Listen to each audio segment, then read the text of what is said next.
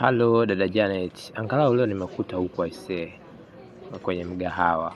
Ujue naamini umri wako ni mkubwa sana, ila ujue mimi mdogo wako nahitaji uwe mpenzi wangu.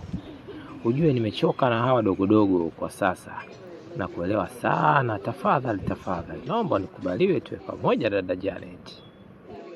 Hapana, haiwezekani mdogo wangu. Ujue wewe ni kiumri ni bado mdogo sana kwangu.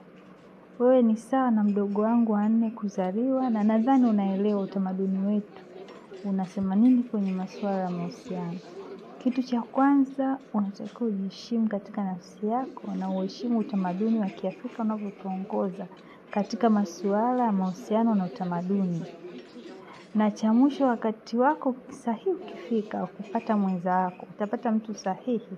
Usiharake maisha.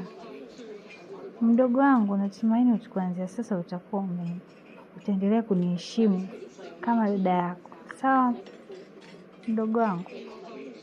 Okay, sawa dada yangu. Kilichoniponza hapa ni mkumbo wa vijana kuhusu kutembea na watu wenye umri mkubwa kwa kuamini kuwa tutakuwa na utulivu. Lakini umenifumbua sana akili dada yangu. Asante kwa kunielewa kwamba nimekosea na umenisaidia kunishauri vizuri. Asante sana dada yangu.